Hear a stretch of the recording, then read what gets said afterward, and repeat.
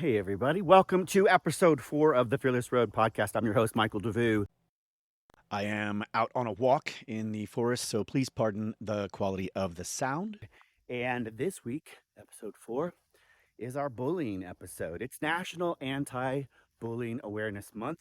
And in honor of that, I share my own personal journey with bullying and my own personal stories and experiences. And my sister Phaedra is my interviewer. She comes and joins me in studio to ask me some of these really hard-hitting questions and to get a little deeper insight into my own personal experience with bullying. Trigger warning, there's some cussing, there's some discussion of violence, sexual abuse, other things like that. So be forewarned, this may not be appropriate for children or teens, but maybe having a discussion with them is key.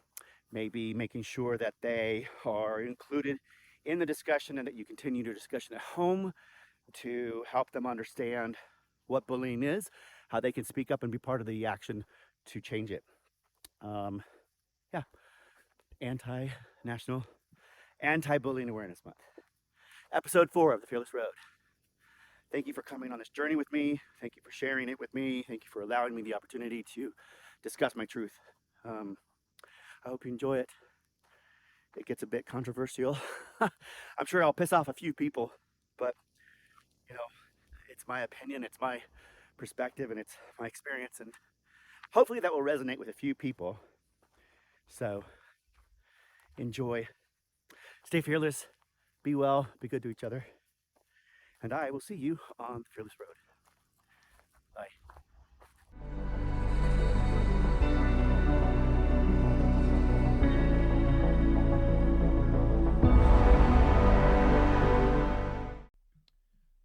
Okay, ladies and gentlemen, welcome to the Fearless Road podcast. Boop, boop, boop. Episode, I believe, 4. This is what we're going to try to do. If I cut this out, then you'll know. We won't know. So,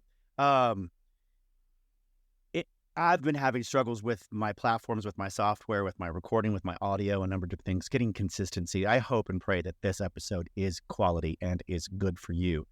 And I will do my best, of course, to make sure that that's the case. But I do want to preface that this has been an ongoing struggle for me to get consistent quality of my recordings so that you, the listeners, and you, the viewers, are receiving consistent quality across the board. That being said, none of it has been consistent. None of it has been the same quality. And I am not an editor. So I've done my best, and hopefully you've enjoyed what you've been listening to and what you've been watching. And I'll get better. It will get better. And we'll move on from there. So this episode, we are celebrating National Anti-Bully Awareness Month for the month of October, which it's such an important message, I think, especially when you think about the fact that 25%, more than a quarter of all of us, students and otherwise, experience bullying, especially in school. National Anti-Bullying Awareness Month, which is important for so many different reasons, obviously.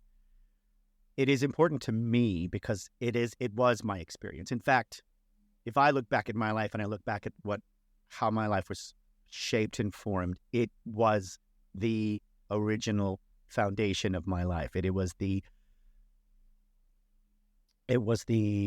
not primitive, it was the primal, the main original source of influence, I would say, in how my life was shaped, how my constitution, my character, my upbringing, my youth was shaped and formed and impacted, was bullying. And I've experienced it throughout my life. Mm-hmm. In fact, as recent as 2021, by a coworker. And it's nonstop, and it's pervasive, mm-hmm. and it exists everywhere in society, and it exists in our workplaces, it exists in our school systems, it exists in our neighborhoods, it exists everywhere, and it's bad. It's just bad. And it should stop. We should not treat each other this way. We should not bully people, and people should not bully us.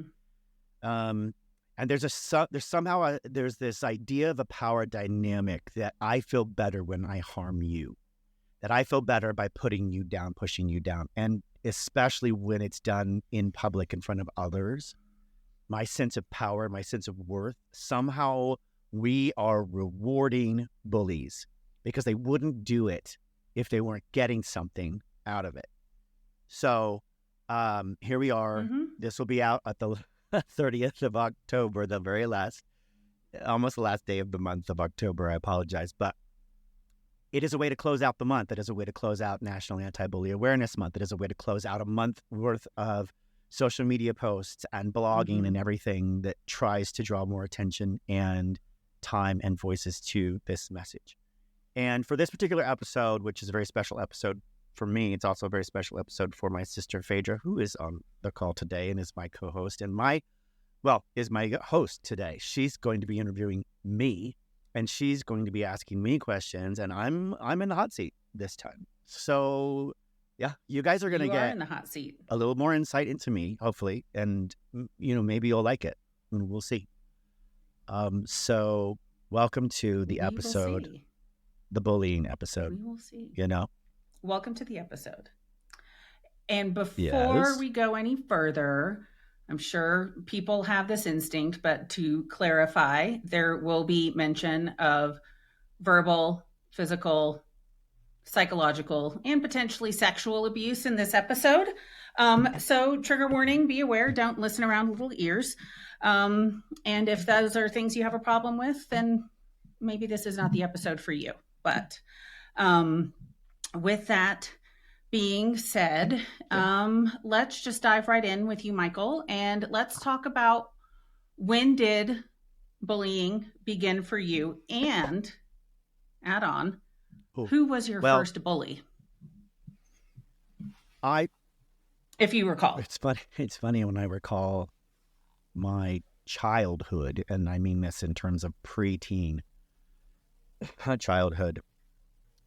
I look back fondly on my preschool, kindergarten, preschool days, where I felt, I felt to a certain degree like I had good friends and I had good buddies. I will say that I had teachers that were bullies. Now this was the 80s. No, sorry, this was the 70s. And one of my teachers was a former nun who brought that kind of behavior. And I went to, by the way, I did go to private school too. I went to a Catholic school, and my teachers there were mean.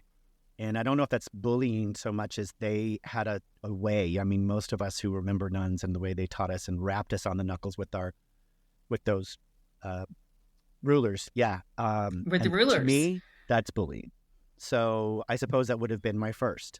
Would be the people that were there to care for me, teach me, and guide me, began the process of treating me like less than or what have you. Now, simultaneously, I will say I had a sexual bully because at that time I was being molested from age of 5 to 7. So I was being bullied by my babysitters. If you want to think of sexual molestation as a type of bullying because it's a power dynamic.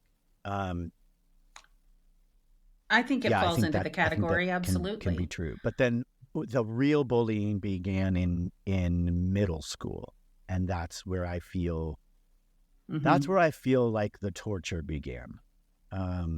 For me, the playground torture, the coupled with, and I've always had teachers that did not back me up, but I also had teachers that participated in that behavior. So mine started pretty early, I would say.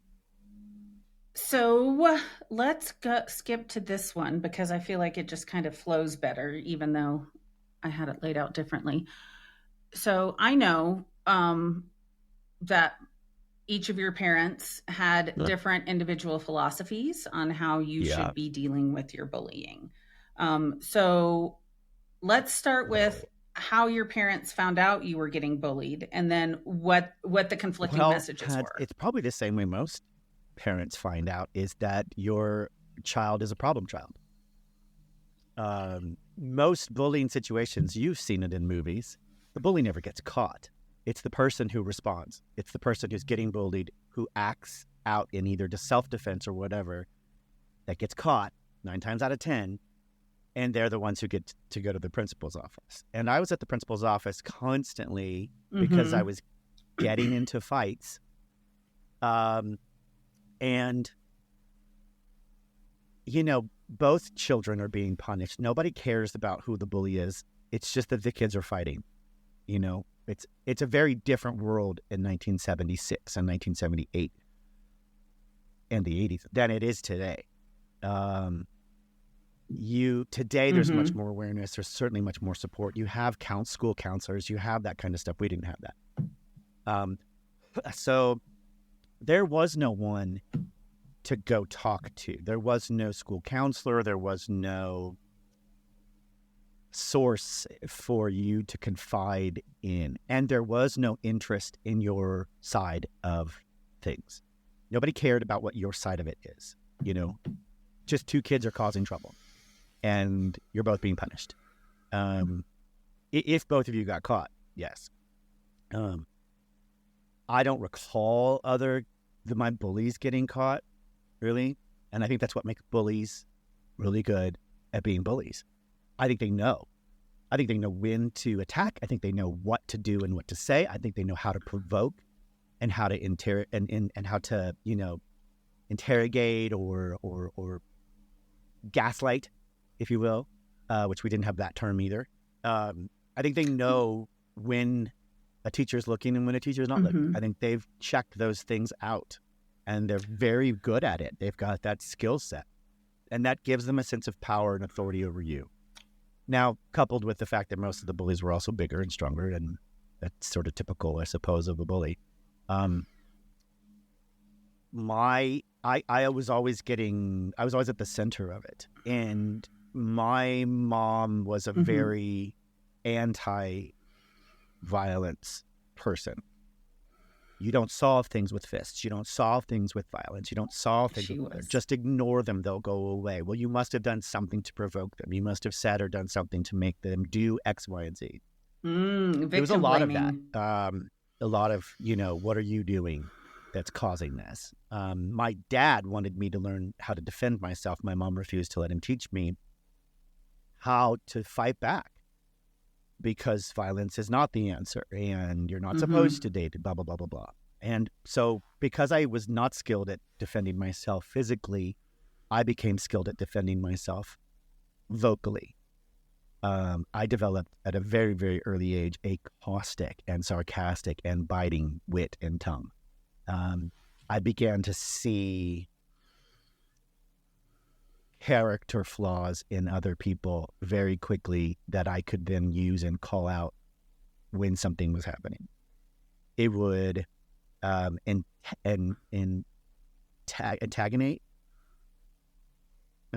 Thank you.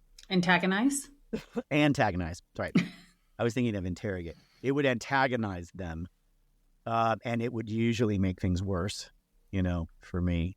But it was my only recourse, really. I became so bound and constricted and paralyzed by my bullies that I would usually end up on the ground in a ball, covering my head and face to protect myself. Fetal position. Crumpling, if you will, under it, because I didn't know anything else to do. And then I would get my shit out sideways. I would, later on with sarcasm and passive aggressive, remarks and things, would get them out. And that, of course, would instigate new retaliation from bullies and from people because I would piss them off. And I would have to say, I was mean. I would probably say I was pretty mean at some of the things I would say about these individuals, as my own form of retaliation because I had no other method. And I had no recourse or resource. I had no other one to talk to about these things to find out how to handle my emotions and handle my thinking around it. So it became a battleground. School was a battleground. Every day for me was a battleground of new forms and styles of torture that I would have to either take on and endure or learn how to avoid and run, or how to navigate the space, my spaces. I mean, the constant energy that I spent navigating my spaces to avoid running into and dealing with and getting caught by my bullies is ridiculous. It's absolutely fucking ridiculous that any child would have to spend the amount of energy that I did trying to figure out how to avoid certain hallways, how to get to my locker to get my things in a certain time period so I wouldn't run into certain people, how to get to my bicycle, where to park my bicycle, where to lock up my bicycle. I couldn't put it at the bike racks because they knew that's where I would go. So now I had to come up with new ideas and new ways of parking my bike or locking my bike or hiding my bike or doing something with it in order to get away from them. It just was nonstop. And it was for years. You know, I had kids running. I had kids who would run, chase me home from Dartmouth Elementary with bags of shit, dog shit, that they would throw at me. Like, who does this? Like, what children are being raised to do this kind of stuff? What kind of parents are we that our kids are doing this and we don't know? You know? Well, and it makes me think from how you were describing it earlier, the whole, you know, kind of character makeup of a bully sounds almost word for word like how one would describe a narcissist. So, like, are those two tied together? I wonder what the Venn diagram, like how much overlap there is between bullying in childhood and like hardcore narcissism later in life. Yes. That would be an interesting I think in terms of comparison to development. make. Well, and by the way, you know, I would think that a lot of these kids probably don't even remember that they did it. Half of them grow up and forget completely that they even behaved this way. You know, like there was a couple of incidences where I talked to people about high school reunions, you know, who had a very different perspective on how they treated me and how I was, you know. And it just shocks me sometimes that I wonder what percentage of our own mental filters and perspectives helped to create an environment, or at least let us think we were in an environment that was worse than it was. That was, you know, and that's part of it. I mean, our perspective is being developed. Our filters are being developed when we're young. And we see the world, we experience the world, we learn through the world from our filters and through our perspectives, which color and change everything about what we experience. And if we're developing them at such a young age and we're developing skewed filters with skewed perspectives on how we are loved, appreciated, and valued in this world, what does that do to us on our entire path? How does that affect and shape every single choice we make for the rest of our lives? It has to impact it and color it in a lot of different ways. I'm very proud of my life, and I won't take away any of the abuse. I would never go back and say, I wish I was never raped, harmed, bullied, punished, beaten, whatever those things are, all the difficult tragedies that I went through. I don't wish them on anybody, of course. But I also know that I am who I am today because that's part of my fabric. That's part of the weave to my tapestry. And my tapestry is a big, beautiful, large, colorful experience of many different things. And to take those threads out would change everything. And I'm not saying it wouldn't change it for the better. I have absolutely no idea. But well, you don't know what you don't know. And I heard a speaker, I wish I could reference him. I feel bad that I can't remember. He made a reference about when we teach children about low-hanging fruit, meaning here's what's available to you, here's what you can reach, here's what you can grasp, they will grasp always for the low-hanging fruit. But when you teach a child what is possible, they might reach for the top of the tree. Mm-hmm. And I wonder how many times I just reached for the nearest low-hanging fruit because A, I thought that's what I deserved. B, I thought that's the only thing I could get. And C, I thought this is as far as my reach will go. And I better get that fruit. You know, if I'm going to get any at all, I guess I better get that fruit. So for me, I think if I were to look, when I look back on it, I wonder, you know, like, would I have been able to become more? Would I have achieved something more? You know, would high school would not have been such a struggle for me educationally, right? Administratively. And therefore I could have excelled at certain things in school from a standpoint of grades and acumen, you know, that I didn't achieve, mainly because I was so distracted by all the other things that I was dealing with, right? So then when I go on to college, I don't have good grades. I can't get as much. I don't get into good schools, you know.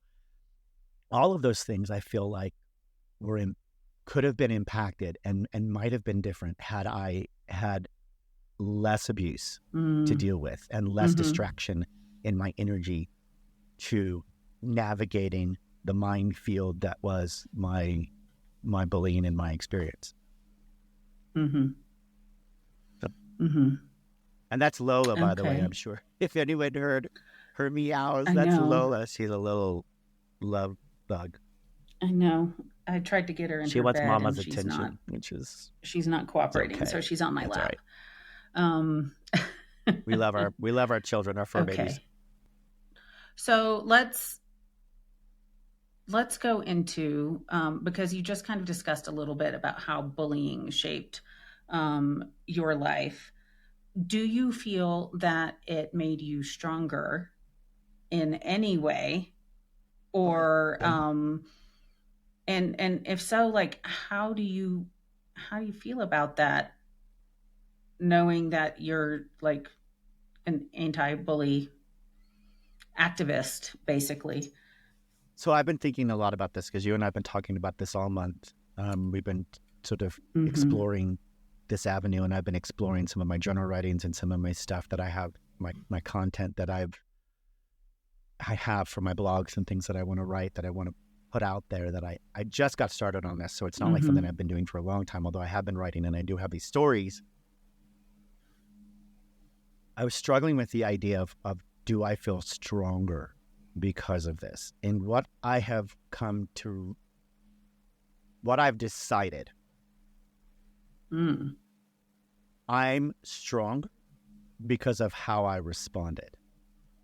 I am not stronger because of the bullying. I think we can make strong children into strong adults through a lot of different kinds of teaching. And I don't think bullying should be one of them. I think you can make a strong character and build strong character and build a strong ethics and strong moral fiber and strong everything using other methods. And yes, am I stronger because of it? Probably. I probably have developed a lot of certain strengths and qualities I would not have developed otherwise. But are those in service of me or to a disservice of me? And I think for a while they were in service of me because they helped protect me, or they helped guide me, or they helped become a fuel that I used to burn myself, to prove myself, to prove other people wrong. You know, this idea that I had of my self-worth and my self-value came out of a world of bullying. And I responded to it. Now, there are others that I know, people in my life, friends that I've had, who responded differently to theirs, who succumbed to the bullying, who introverted, who closed off their light, who dumbed down, reduced themselves, made themselves smaller, quieted their voice, hid, and didn't speak up, and didn't share as often, and didn't express as much, and didn't volunteer, and didn't put themselves out there, and stopped growing, and stopped shining, and stopped whatever. And people who became victims and used their victimhood status to become part of their character and their life and their perspective and their filter, and that shaped them. That wasn't me. I was I suppose in some weird way battle ready and prepared to take on everyone in the world, but that's also because I thought I saw everyone in the world as a bully. I saw every instant in opportunity and moment as one where I had to be in self-defense mode and prepared to defend myself, to attack, to run, to hide, to navigate, to, and yeah, that built a lot of skills. And it built a lot of really fucked up skills that I then used because all I had was a hammer when I needed a screwdriver, because all I had was a screwdriver when I needed a saw. Like, I had only a certain set of skills and certain set of tools in my toolbox that I used to protect myself and to navigate my world. And they worked great under certain circumstances and didn't work well under others. And because of that, I believe that I navigated towards the circumstances where those tools served me best. And that meant more violence and more sabotage and more risk and more chaos, because I understood how to play in that playground. So I have a touch of a different perspective. I don't think the bullying made you stronger. I think that you were born with a very innate strength and sense of fortitude. I think the bullying brought those qualities forward earlier in your life than may have otherwise been necessary. I mean, the rest of it is pretty spot on, but I don't think the bullying made you stronger. I think you were strong to begin with, and it just brought out your strengths, maybe not in the ideal way. But, it was the 70s and the 80s. Bullying was a part of life. It was, whatever, Michael's being bullied again. Oh, well, and how many parents in this day and age would just sit there and go, oh, okay, well, ignore them. Go, it'll work itself out. Oh, and now everybody goes through parents that. Are getting get over principals and teachers involved and taking kids to therapy, which is all great and all needed. And it just sometimes it's just so disappointing that our parents were so out of it. We know they did the best they could, and that's always a caveat. Oh, I know and a they disclaimer did.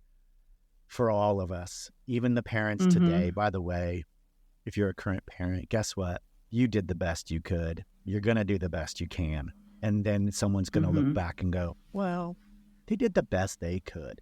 I don't know if that's good enough. I don't know. And while I love my parents, and, even though our mom's gone, but and I would never blame her for any of that. You know what I mean? I would never blame either of them for it. They did what they understood how to do. But I don't think we should a lot rest of which was on passed that. on. I don't think parents should sit back and go, well, I did the best I could. No, you got to do better. You have to be more engaged and more involved in a way that says, I want to make sure I understand what my child is going through and not dismiss those moments when their lives are being affected by something in someone. And I know you're busy, and I get that we all have, distractions in life takes on these things. And sometimes our kids don't even tell us what's happening to them, and they don't communicate. But we have one opportunity to get it right. We have one chance. And something I find very fascinating is, and it's just kind of clicked into place in my brain, is we see so many people talking about, oh, well, I'm going, I'm taking this continuing education class so I can do better at my job for this, or I'm going to go to this conference so I can learn more about that, or I'm going to do this and I'm going to do that. We study all of these different things in all of these different aspects of our life. How many parents are studying and learning about being better parents.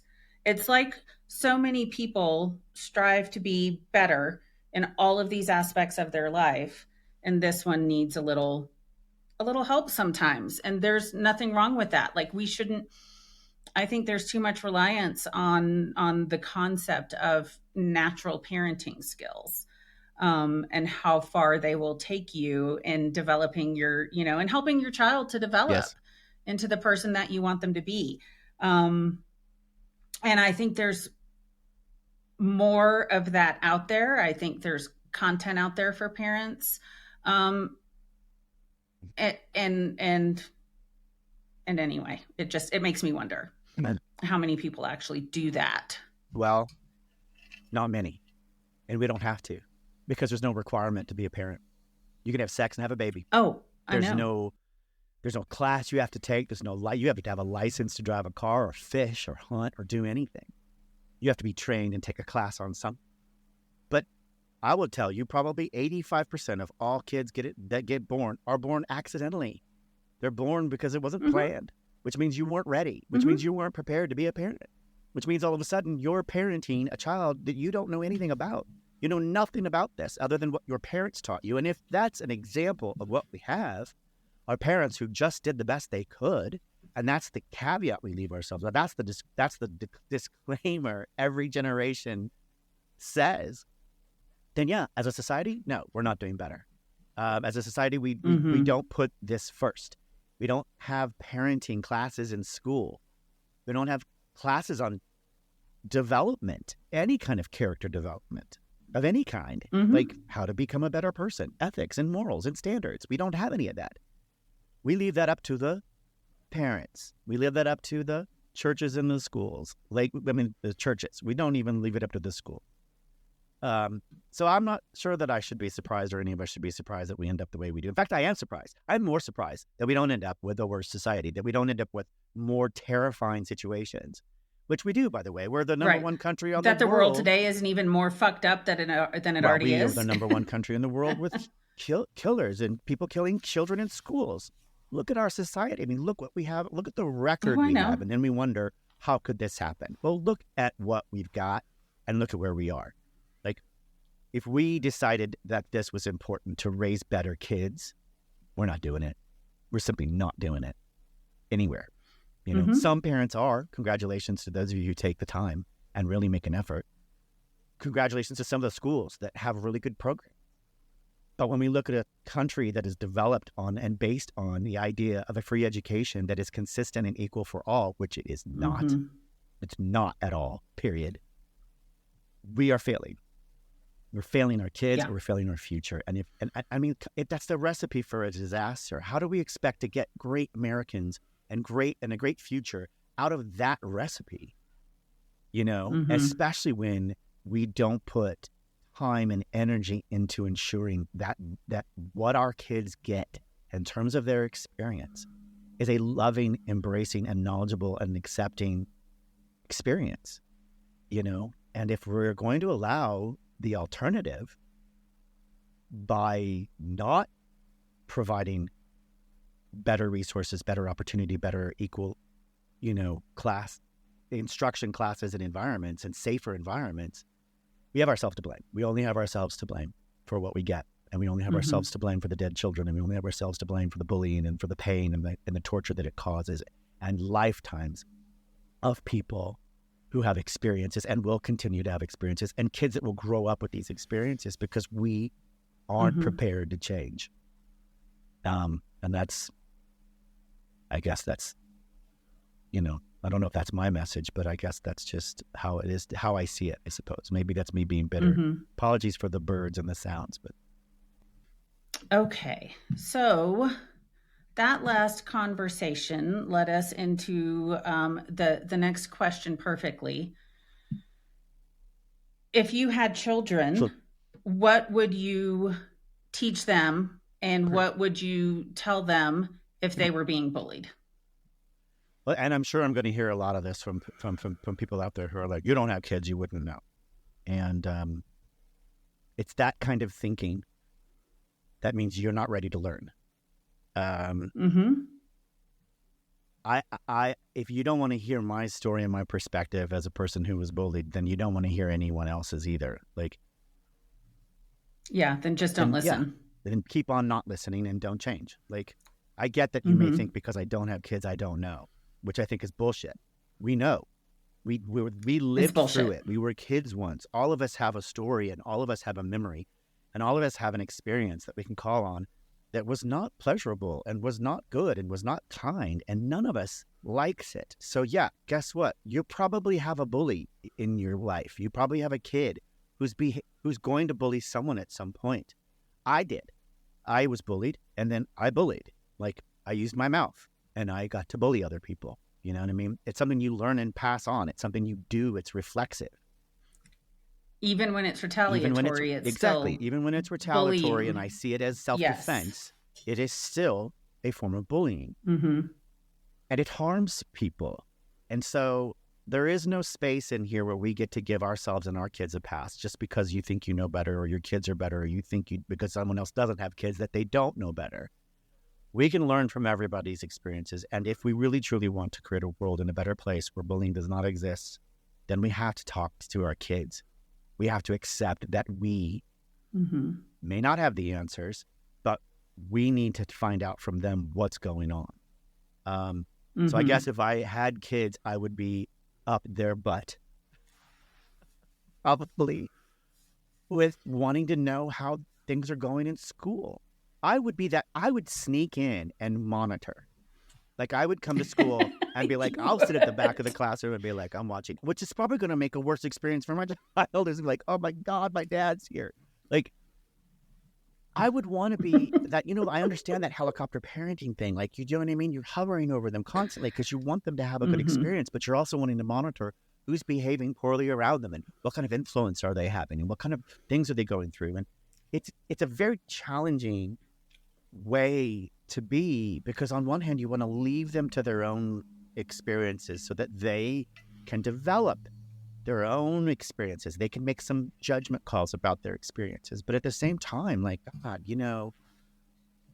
I guess I would, on the first thing, I would establish and develop a way I would take classes, courses, whatever. I would teach myself how to dialogue with a child. I would take some kind of class, and I would have, hopefully, a consistent and ongoing relationship with a therapist, psychologist, a philosopher, whoever it is, who is my sounding board for my relationship with my kids, so that I could be always talking about what's difficult and challenging for me, so that I could get feedback and advice from somebody who knows well and knows better, a child psychologist, if you will, about how to communicate and how to speak to and how to relate to my kids. I do realize that by the time they hit teens, it's up in the game over. I mean, you got a tiny little window right there up to about 10 and 11, and then all of a sudden they don't care what you have to say anymore, and everything that comes out of your mouth is wah, wah, wah, wah, wah, wah, wah, and they're never going to hear you, and that's just because they're going 90 miles an hour, developing their own personality. They're wanting to chart their own course. Yeah, and they want to be different. They don't want to be like you. They want to be like something else. They don't know what it is, of course, and they have no idea. And if you ask them, they couldn't tell you. You give me a 500-word essay, and they wouldn't be able to write 10 words on who they are and what they want out of life. But they can certainly say, it isn't you, and it certainly doesn't look like you. And then when they grow up and they reflect back, all of the best qualities they have were inherited from their parents, or learned, or both. And that I can say 100% my parents were awesome people.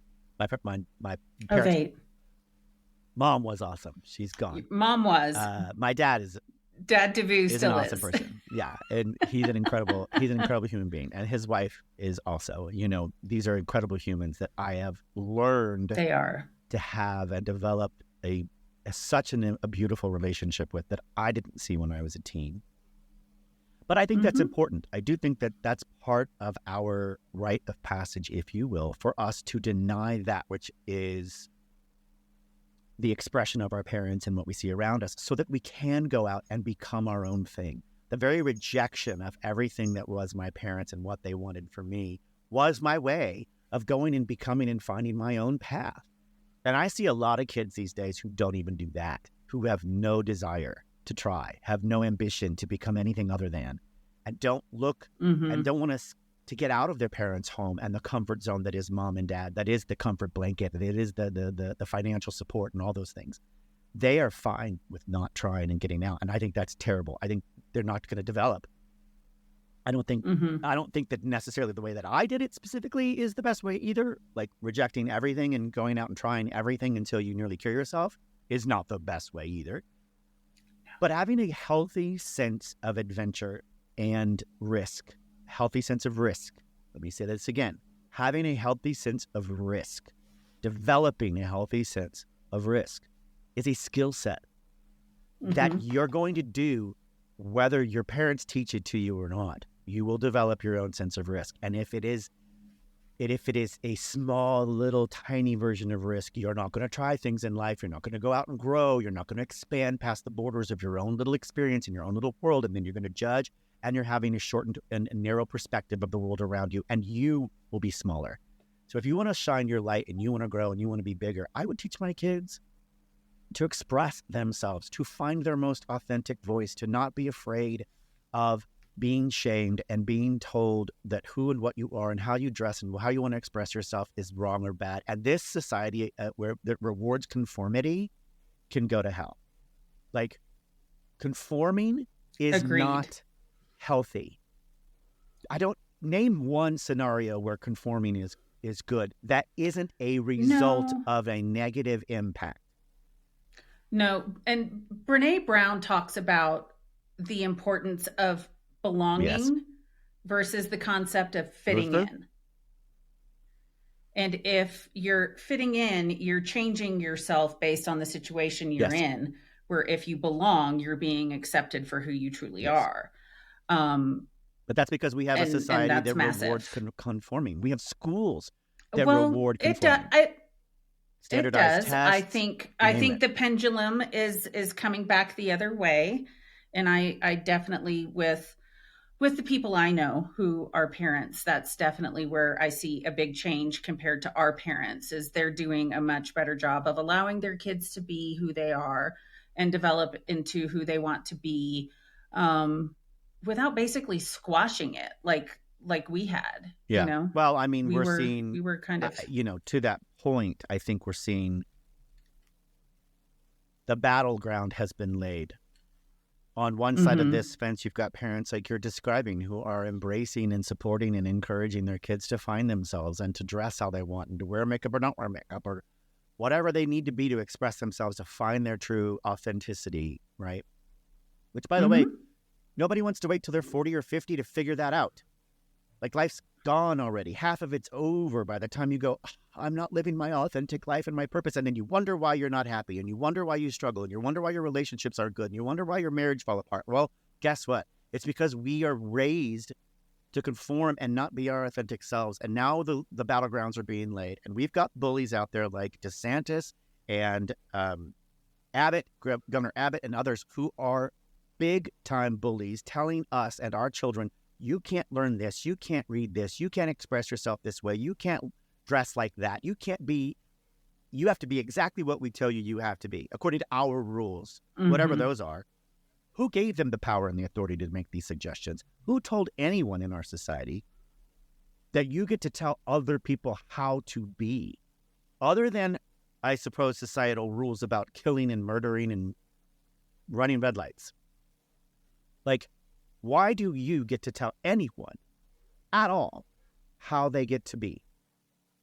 Other than to say, be your best self. Be the most beautiful and authentic. In fact, I would challenge anyone who told me that God didn't want us to be the most beautiful versions of ourselves, that we didn't come down here to become and to be the most beautiful expression of who we want to be.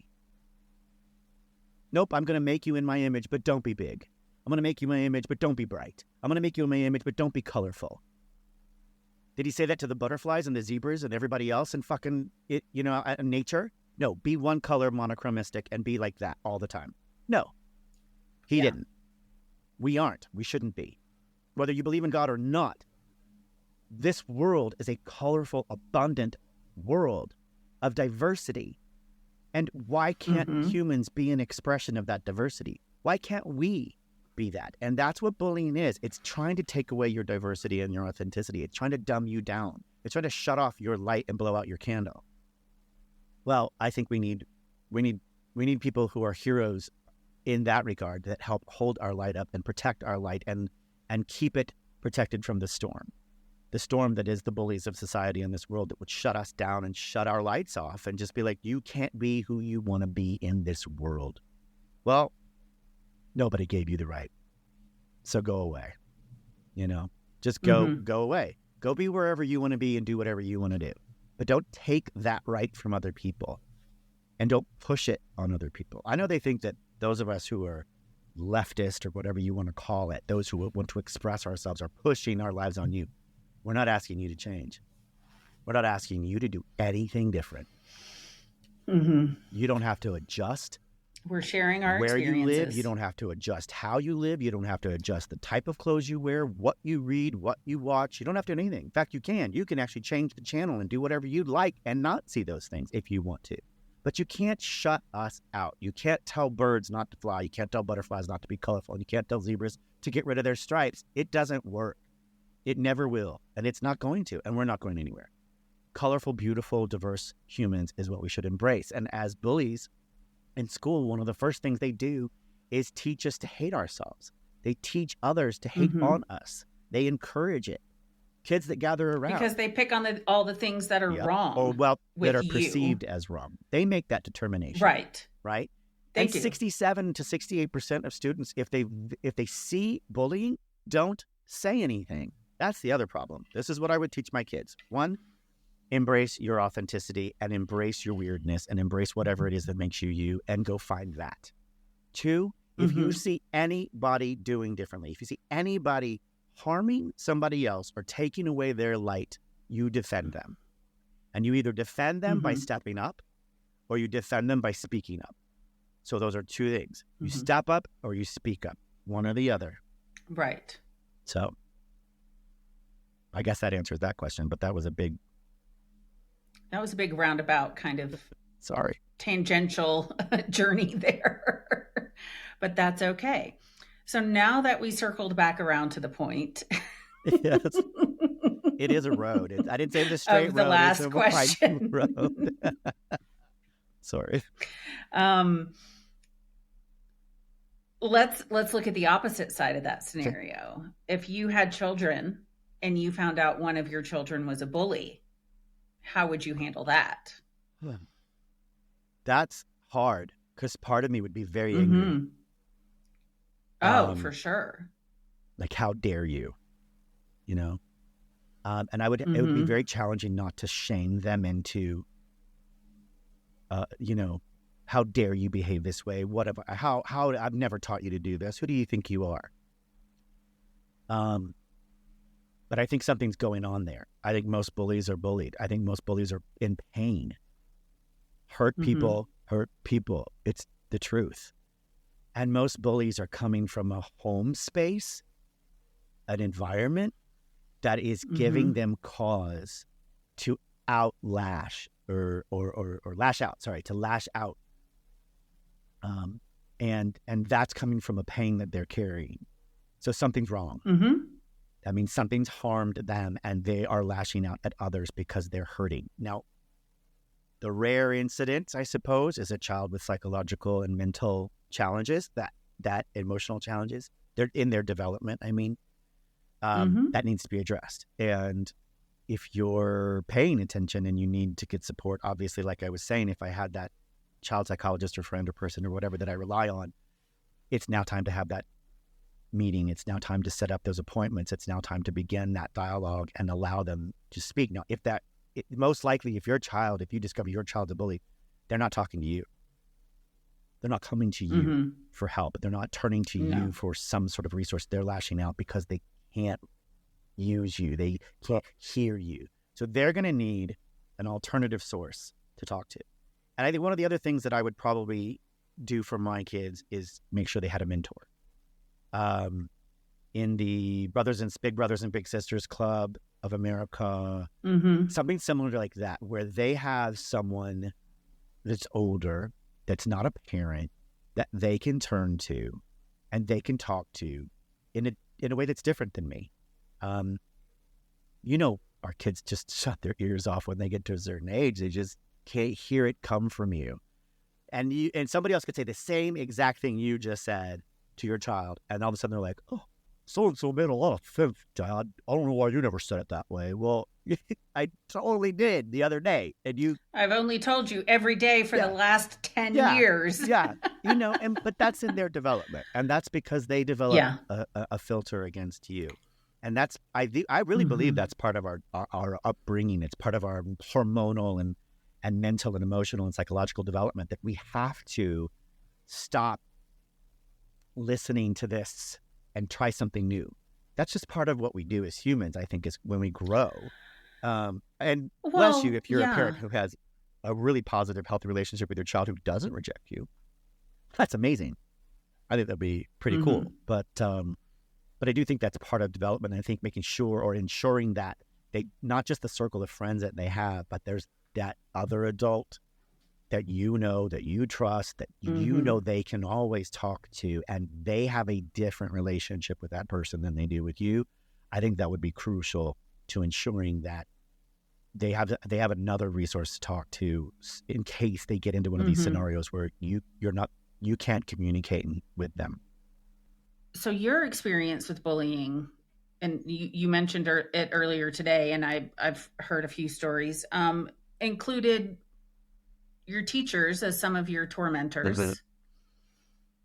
So tell us a little bit about that, and then if you want to, it just makes if me, not, when I think about what happened, it just makes me angry. It still makes me angry today when I look back and really sink into it. So what would you, so let's skip that part and not get into the anger.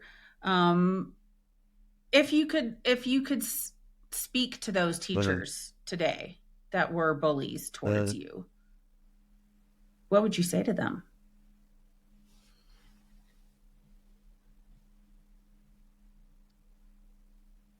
It's tough. I think, are you aware, or do you have any idea the damage you did? Number one. Number two,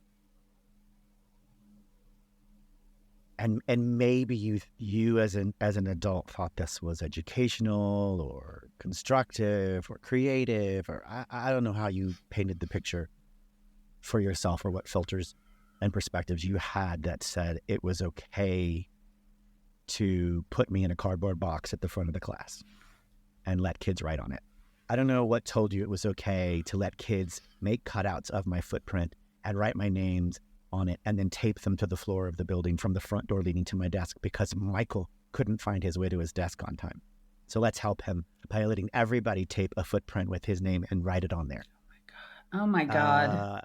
I don't know what told you it was okay to, when I talk too much, put me under your desk and shove my sock in my mouth and let the kids watch. What? I don't know. I have no idea why you thought this was okay. I don't know where this idea of behavior as a teacher came from. But I can tell you it's not teaching.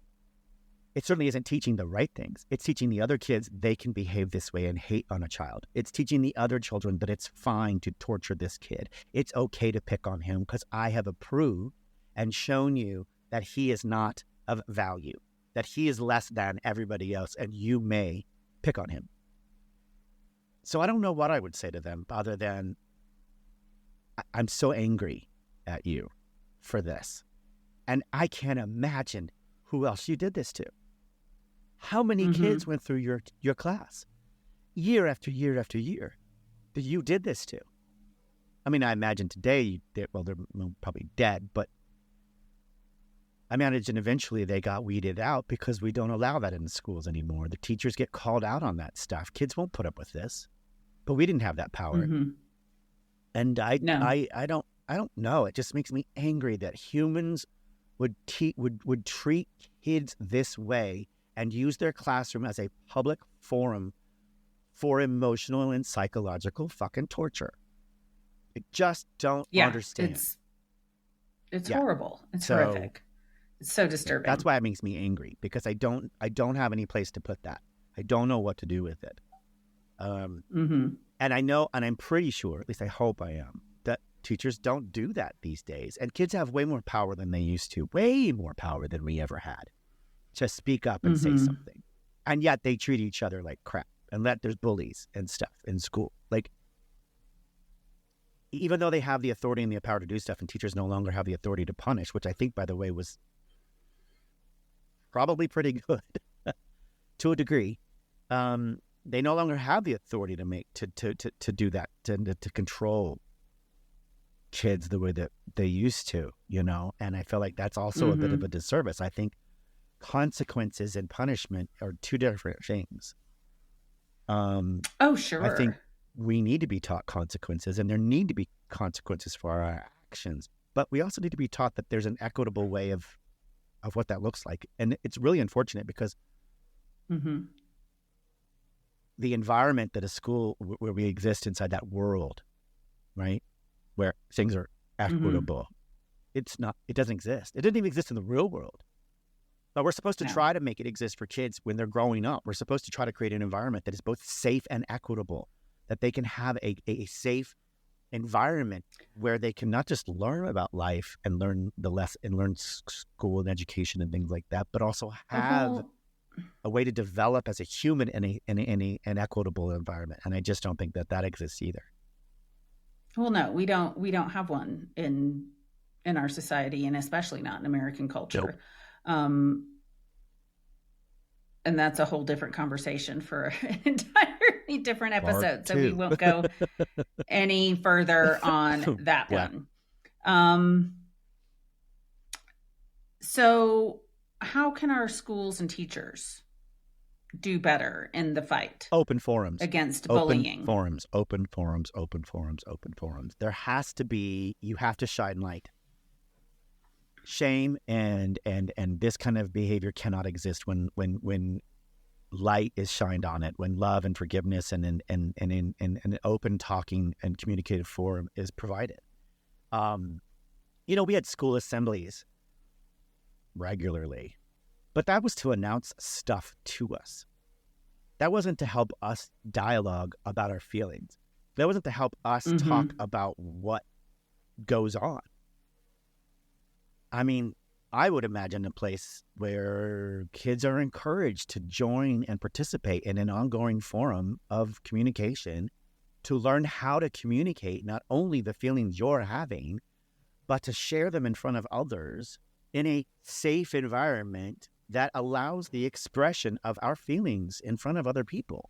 And that's one thing we're never taught as kids. We're never allowed as kids in schools.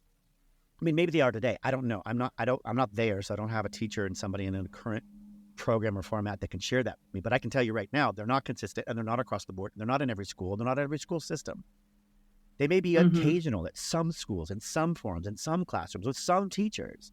But they're certainly on a consistent platform where we encourage kids to learn how to discuss and have an open dialogue and an open forum about their experiences with one another, not just with adults, with each other. The playground is not a format and a platform for this. The playground that's not that space.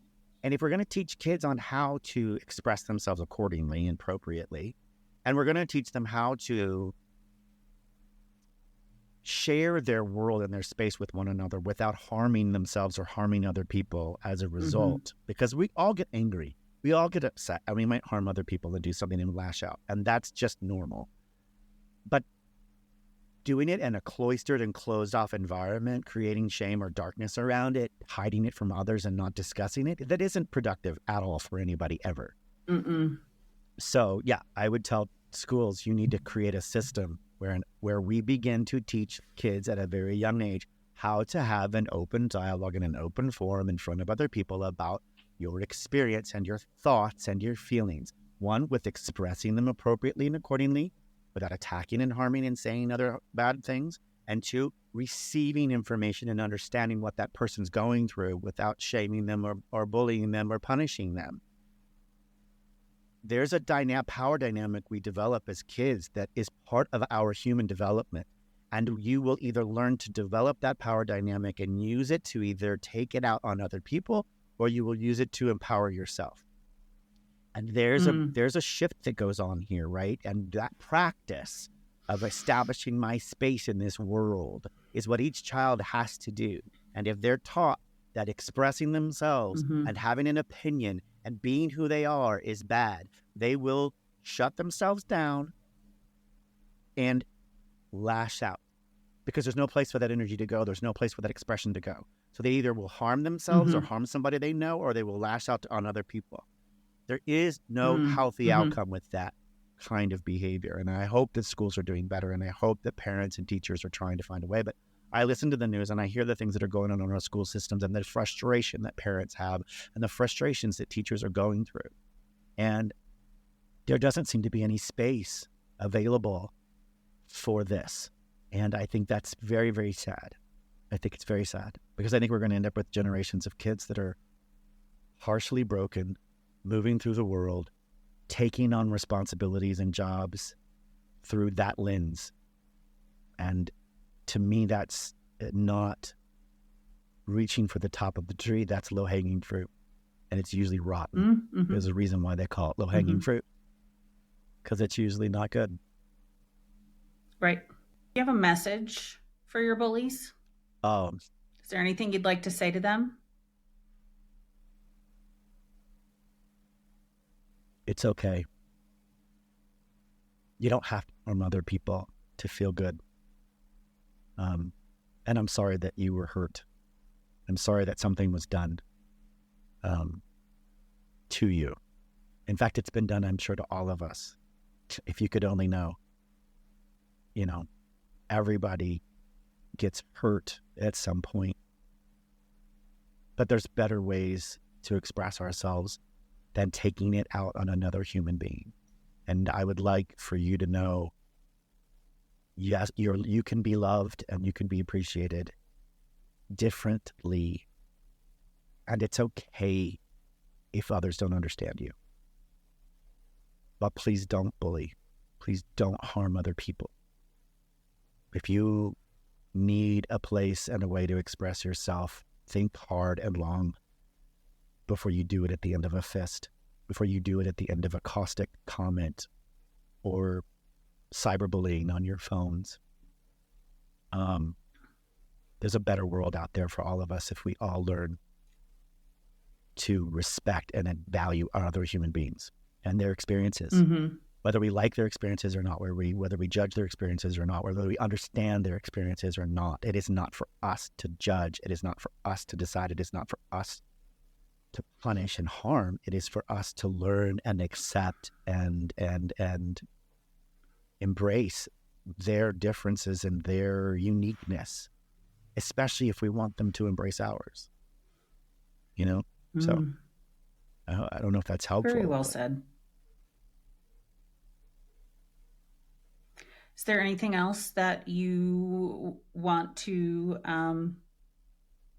share with us today? Is there any specific one message or anything that you want people to take from your story other than don't bully?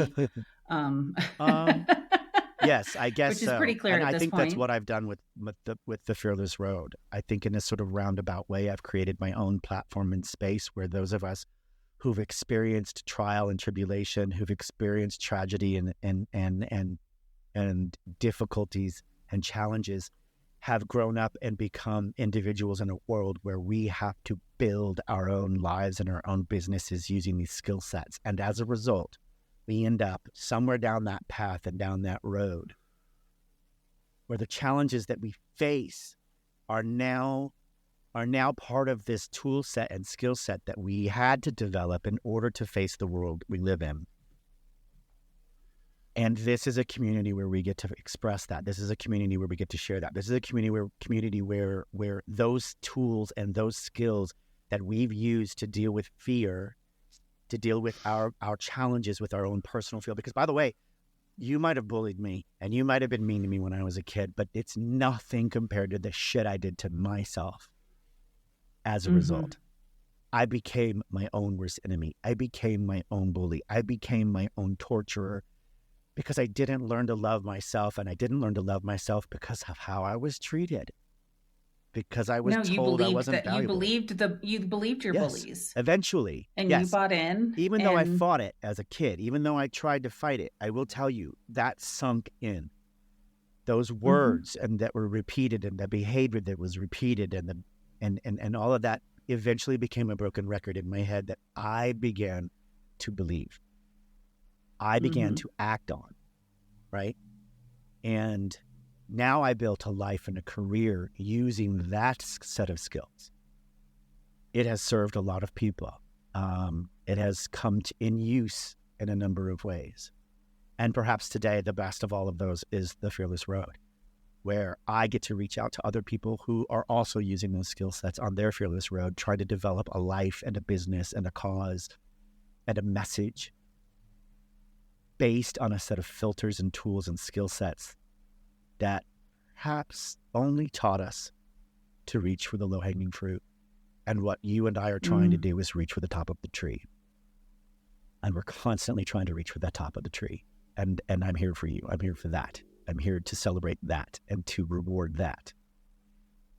And if you need that kind of encouragement, if you need that kind of platform, if you need that kind of dialogue, that's what I'm here for, is to help us look beyond the low-hanging fruit and see that the top of the tree is just the beginning of what's our potential, because we're beautiful humans who can do amazing things.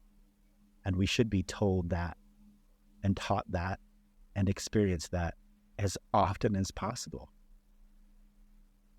So I love that. And that's that, I guess. I think that's it. Thank you so much for being so open and vulnerable. As you know, it's the theme of the podcast. However, it's different for you to do it more than the guests. It is different, and I do get on my soapboxes with my guests. I'm sure I like to talk, and I get down these tangents and stuff. But I don't think I've looked at it holistically from a standpoint of like, my life got here because of all of that, you know. It's been pieces for me, and I think looking at it from a distance and saying, wow, there's been all of this bullying and all of these incidences and everything, and they have shaped you. And you can't deny that impact is real and it's there, but how can you begin to use it to give back? How can I begin to use it to give back? How can I begin to use it to make an impact on the world that is meaningful? And I feel like this is the space for me to try to do that. And it has to start with me if I'm going to ask other people to share, giving a little bit of myself each time and allowing, you know, the creation of that safe space and that opportunity to express yourself and to dive deeper into those things down that fearless road. That's how we become fearless. We fear less of life. We fear less of risk. We fear less of opportunity. We fear less of ourselves when we're ready to jump out there and reach for the stars and reach for the bigger fruit at the top of the tree. When we want to build something, when we want to do, be, or have something other than what we are right now, to be greater and to be the greatest expression of the greatest version of ourselves that we possibly can be, then we have to begin to have dialogues and open up spaces where that's possible. And then we got to ask, what does it look like? What does that look like? Having a world and a space where you can be the best version and the greatest version of you. And I think I challenge a lot of people out there to come with me, to try. So thank you. Well, let's walk the fearless road then. We shall. I'll pack a bag. We already are.